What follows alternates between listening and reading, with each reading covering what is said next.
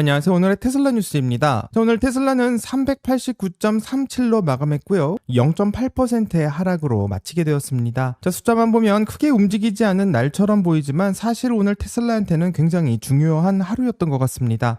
자, 오늘 벨기에 브뤼셀에서 EU의 27개국 자동차 규제 당국이 한자리에 모였고 테슬라의 FSD, 그러니까 자율주행 소프트웨어를 유럽 전체에 쓸 수 있게 해줄지 말지를 결정하는 아주 중요한 회의를 했습니다. 자, 그런데 오늘 그 자리에서 나온 이야기들이 정말 단순하지 않고요. 이 테슬라 입장에서 좋은 신호도 있었고 또 동시에 넘어야 할 벽도 명확하게 확인되고 있습니다.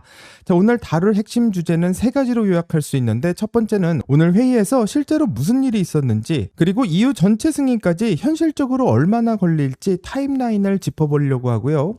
이 두 번째로는 벨기에가 오늘 깜짝 발표를 했는데 이게 왜 도미노의 시작이 될 수 있는지를 확인해 보겠습니다.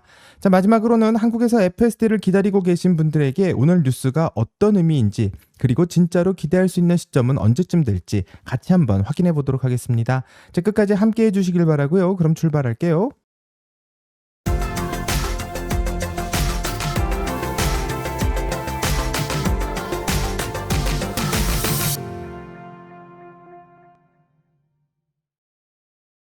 자, 본론에 들어가기 전 오늘 시장 분위기부터 짧게 한번 살펴보겠습니다. 자, AMD가 분기 실적을 발표했는데 매출이랑 앞으로 전망치가 모두 시장의 예상을 웃돌고 있고 AI 반도체 관련 종목 전반에 긍정적인 분위기를 만들어주고 있는 상황입니다. 자, 이란과 호르무즈의 긴장은 여전히 해소가 안 되고 있고요. 오늘도 관련 뉴스가 나오고 있지만 아직 협상 타결의 신호는 없는 상황이고, 이 테슬라랑 연결해서 봐야 되는 이유는 기름값이 계속해서 높게 유지되면 유지될수록 유럽이나 다른 나라의 소비자들이 전기차를 더 적극적으로 찾을 수 있기 때문입니다.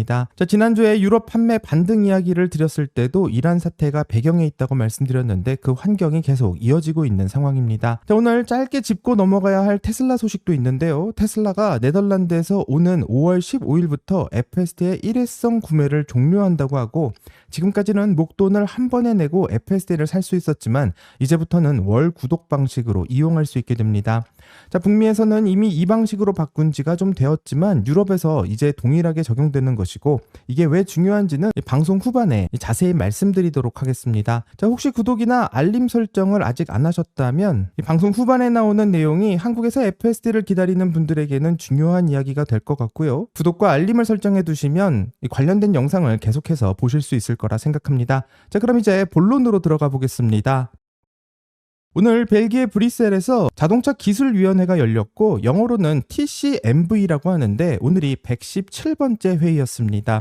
자, 이 자리에서 네덜란드 차량관리청인 RDW가 테슬라 FSD 승인 데이터를 EU의 27개국 규제당국에 처음으로 공식 발표하는 자리였는데, RDW가 어떤 데이터를 가지고 있었냐면 160만 킬로미터 이상의 실주행 테스트 결과와 13,000회의 고객 동승 테스트, 그리고 400개 이상의 규정 준수 항목을 데이터를 근거로 보여주고 있습니다. 자, 네덜란드는 4월 10일에 테슬라의 FSD를 잠정 승인했는데요. 오늘 그 내용을 다른 26개의 나라에게 처음 공개하고 있는 상황입니다. 자, 그럼 많이들 궁금한 상황은 이 투표가 있었냐 없었냐, 이 부분이 중요할 것 같은데, 오늘은 결정이 아니라 설명을 듣는 날이었고 RDW한테 주어진 발표 시간은 20분 정도였다고 합니다. 자, 20분 동안 우리가 왜 테슬라 FSD를 승인했는지 다른 나라들도 같이 해줬으면 한다라는 브리핑을 했다라고 보는 게 맞는 것 같고요. 투표는 다음 단계에서 이루어질 것 같습니다. 자, 그러면 EU에서 테슬라의 FSD가 어떤 과정을 통해 승인되는지 그 구조를 알아야지만 오늘의 뉴스가 좀 이해가 될 것 같은데, 조금 복잡할 수 있지만 최대한 쉽게 한번 설명을 해보겠습니다.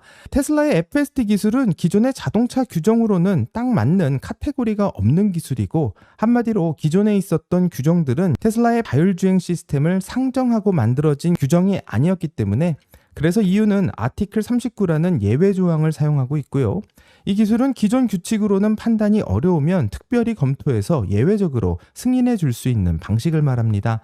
현재 테슬라는 바로 이 경로를 밟고 있는 중이고, 하지만 이 방식으로 승인을 받으려면 조건이 있는데 EU의 27개국 중 15개 국가가 찬성을 해야지만 하고요. 동시에 EU 전체 인구의 65% 이상을 대표하는 나라들이 동의해야 된다라는 조건을 걸고 있습니다. 자, 이걸 가중 다수결이라고 말하고 있는데, 왜 인구 기준이 따로 있냐면 예를 들어서 인구가 적은 소국 15개국이 찬성해도 독일이나 프랑스 같은 인구 대국이 반대하면 통과가 안 되는 구조고 유럽의 큰 나라들이 동의해야지만 실제로 승인이 될 수 있는 구조를 만들고 있습니다. 이 테슬라 FSD의 EU 승인 타임라인을 한번 보게 된다면 출발점은 4월 10일이고 네덜란드 RDW가 잠정 승인을 했고요. 여기까지 오는데 무려 18개월이나 시간이 걸렸습니다. 자, 두 번째 단계는 5월 5일이고 네덜란드가 그 데이터를 EU 27개국에게 처음으로 공식 발표하고 있으며 중요한 건 이 결정이 아니라 이제 시작이라는 것이고 27개국이 처음으로 자료를 받아보고 이제부터 각 나라가 자체적으로 검토를 시작할 수 있습니다. 자, 세 번째 단계로 예상되는 것은 6월 30일이고요. 다음 TCVM 회의 날짜인데 여기서 공식 투표가 이루어질 수도 있기 때문에 큰 관심을 가지고 있지만 이 한 달 반 만에 27개국이 자료를 다 검토하고 입장을 정리할 수 있냐는 이 현실적인 문제 때문에 아마도 7월 이후가 될 가능성이 높은 상황입니다. 자, 네 번째 단계는 10월이고 여름 이후 예비 회의가 잡혀 있는데 6월에 투표가 안 되면 최대 여기까지 밀릴 수 있고요. 이 테슬라는 2분기 그러니까 6월 정도까지는 EU 전체 승인이 나오기를 기대하고 있는 것 같지만 현재 회의의 분위기를 보면 쉽지 않아 보입니다. 자, 그렇게 되면 한 3분기 그러니까 9월쯤 가야 현실적인 목표선이 보이지 않을까 싶고 상황에 따라서는 9월도 빠듯할 수도 있는데요. 오늘 회의 결과를 한 줄로 요약해 본다면 투표는 하지 않았지만 EU 27개국이 처음으로 테슬라의 FSD 데이터를 공식적으로 받아봤고 그 반응 안에는 긍정과 의심이 같이 섞여 있다고 정리할 수 있을 것 같습니다. 자, 그럼 어떤 내용이었는지는 잠시 후 같이 한번 확인해 보겠습니다. 자, 오늘 TCMV 회의와는 별개로 벨기에에서 예상하지 못하는 발표가 나왔는데요. 이 벨기에 북부 플랑드르 지역의 교통장관인 아닉드 리더가 공식적으로 이렇게 발표하고 있고 네덜란드 RDW의 테슬라 FSD 승인 데이터를 벨기에 행정부에게 넘겨달라고 요청했다고 합니다. 자, 이번 주 안에 신속 인증이 가능한지 지시했다고 하고 있기 때문에 좀 긍정적인 생각을 해볼 수 있게 하는데요. 이게 중요한 이유는 지금까지 EU에서 FSD를 정식적으로 승인한 나라는 네덜란드 하나뿐이지만 EU의 규정을 한번 살펴본다면 한 나라가 승인을 하면 다른 나라들은 굳이 처음부터 새롭게 테스트를 할 필요가 없고 이미 검증된 데이터를 받아서 자기 나라 기준에 맞게 검토한 다음 승인을 할 수 있도록 구성해 놓고 있습니다. 한마디로 벨기에가 바로 그 길을 선택하겠다라고 말하고 있는 것이고 네덜란드가 18개월 동안 공들여서 만들어 놓은 데이터를 이제 다른 나라들이 활용하겠다라고 말하고 있는데 이렇게 되면 도미노 효과의 시작이 될 수도 있습니다. 자, 벨기에의 아닉드 리더 장관은 혁신을 늦추지 말고 신중하고 안전하게 또 가능하게 해야 된다고 말하고 있는데 교통부 장관이 이렇게 직접적으로 나서고 있는 일도 매우 드문 일이고 보통 규제 당국은 조심스럽게 가지만 이분은 매우 빨리 하자라는 방향으로 적극적으로 나서고 있는 상황처럼 보입니다. 자, 스웨덴도 움직이고 있고요. 스웨덴도 최근 테슬라 FSD 공개 도로 테스트를 승인했고 아직 일반 소비자한테까지 열린 것은 아니지만 자체적으로 데이터를 검증하겠다라는 의지를 보이고 있습니다. 자, 테슬라 AI 책임자인 아숍 일루스와미는 네덜란드 승인이 났을 때 앞으로 도미노 효과를 만들어서 유럽 전체 나아가 글로벌 출시를 앞당길 것이라고 말했고 오늘 벨기에에서 그 첫 번째 도미노가 될 수 있는 신호가 나오고 있기 때문에 긍정적으로 볼 수 있을 것 같습니다. 자, 하지만 플랑드르는 벨기에 전체가 아니고 이번 주 안에 검토하겠다라는 말이 또 이번 주 안에 승인하겠다라는 말이 아니기 때문에 조금 더 시간을 가지고 지켜봐야 될 거라 생각합니다. 자, 그렇다면 이걸 긍정적으로만 볼 수 있을까요? 이제는 양쪽의 시선을 같이 한번 확인해 보도록 하겠습니다. 자, 벨기에가 오늘 패스트 트랙을 선언하고 있고 또 스웨덴이 공개 테스트를 승인했으며 이 네덜란드 RDW의 도미노가 시작되는 게 아니냐 생각해 볼 수 있는데 그리고 오늘 회의에서 일부 EU 관료들이 초기 관찰 결과에 긍정적인 반응을 보이고 있다는 보도도 나오고 있기 때문에 이 분위기가 완전히 적대적이지는 않은 것 같습니다. 자, 하지만 오늘 회의에서 EU 규제 당국이 몇 가지 우려를 공개적으로 제기하고 있는데 바로 속도 제한의 초과 문제와 북유럽 결빙도로에서의 성능 또 무스 같은 대형 동물의 감지 능력 등을 우려하고 있고 거기에 풀셀프 드라이빙이라는 이름이 또 소비자에게 완전 자율주행이 가능하다라는 오해를 줄 수 있다라는 지적도 나오고 있습니다. 자, 이 이야기를 들으면 좀 합리적인 지적처럼 들리기도 하지만 하나씩 살펴보면 좀 이야기가 다르긴 한데요.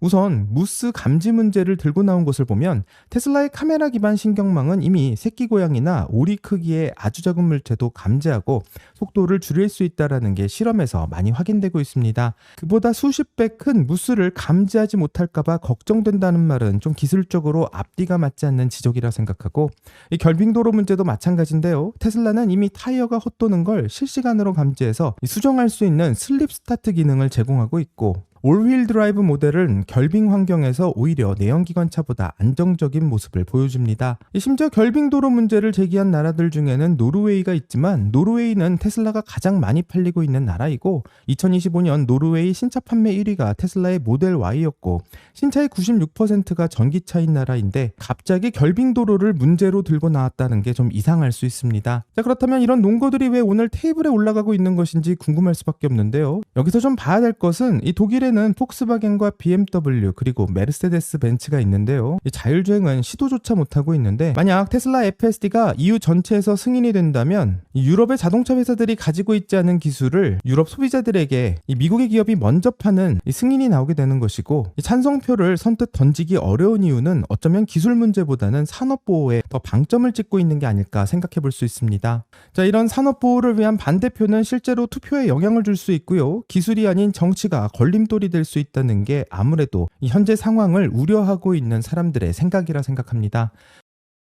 투표의 구조를 다시 한번 보면 15개국 이상이 찬성하고 인구의 65% 이상이 대표해야지만 통과할 수 있는데, 현재 독일이 EU에서 인구가 가장 많은 상황이고, 만약 독일이 반대표를 던지게 된다면 인구의 65%의 기준을 채우기는 매우 어렵기 때문에 과연 독일이 찬성을 할지 반대를 할지 매우 궁금해지는 상황입니다. 자, 그럼 지금 어떻게 해야 되는 것인지 이제부터 같이 한번 살펴보겠습니다. 자, 오늘 방송을 보시면서 가장 많이 품으셨을 질문은, 유럽에서 FSD가 되는 건 알겠는데 그럼 한국에서 FSD는 언제쯤 되는 거냐, 이 질문을 가장 많이 하셨을 것 같습니다. 자, 그렇게 생각하는 게 당연하다고 생각하고요. 이 4월 10일 네덜란드에서 테슬라의 FSD가 승인됐을 때도 이런 질문들은 이 댓글에 계속 올라왔었던 것 같습니다. 솔직히 말씀드리면 한국은 EU의 승인과 자동으로 연결되지는 않고, EU에서 FSD가 승인이 나게 된다면 한국에서도 승인이 날 확률이 높아지는 것이지 자동 승인은 아닙니다. 왜냐하면 한국은 별도로 국토교통부와 자율주행 관련 규정을 통과해야 되기 때문인데요. 하지만 이렇게만 생각하면 반만 생각한 것이라 생각할 수 있습니다.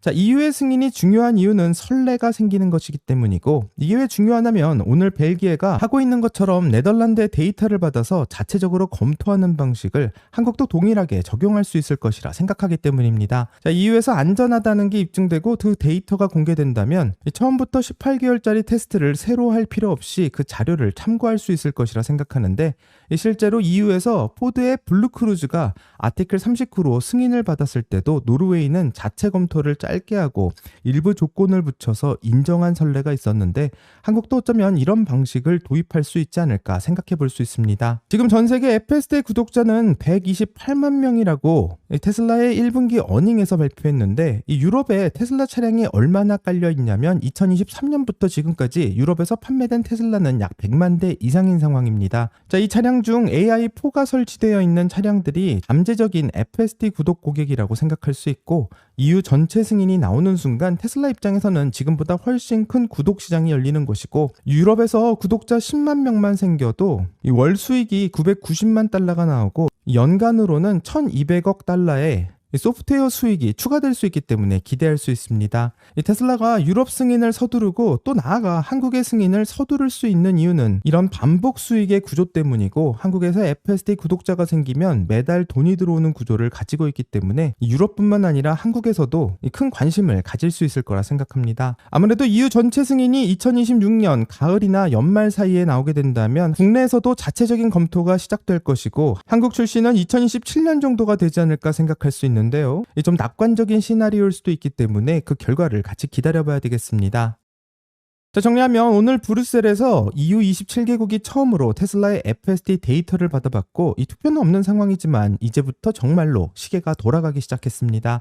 자, 일론 머스크는 어닝콜에서 우리는 많은 나라에서 승인을 받을 것이라고 기대한다고 말했고, 유럽에서 로보택시 서비스도 추진할 것이라고 말한 적이 있는데, 오늘 회의 결과를 보면 일론 머스크의 자신감과 EU 규제 당국의 현실 사이에서는 아직 거리가 좀 있는 것은 확인할 수 있었습니다. 기술 문제라기보다는 정치 문제가 아닐까 생각해 볼 수 있는데 그 거리가 얼마나 빠르게 좁혀지는지 앞으로 같이 한번 살펴보도록 하겠습니다. 자, 오늘의 테슬라 뉴스의 구독자님들은 유럽에서의 FSD 승인이 올해 안에 될 것이라고 생각하시는지 아니면 내년으로 넘어갈 것이라고 생각하시는지 댓글을 달아주시면 같이 더 이야기를 나눠보도록 하겠습니다. 여기까지가 오늘의 테슬라 뉴스고요. 오늘 영상이 도움이 되셨다면 구독과 좋아요 그리고 알림 설정 부탁드립니다. 오늘 좋은 하루 되시고요. 오늘의 테슬라 뉴스는 내일 또 새로운 영상으로 다시 돌아오겠습니다. 감사합니다.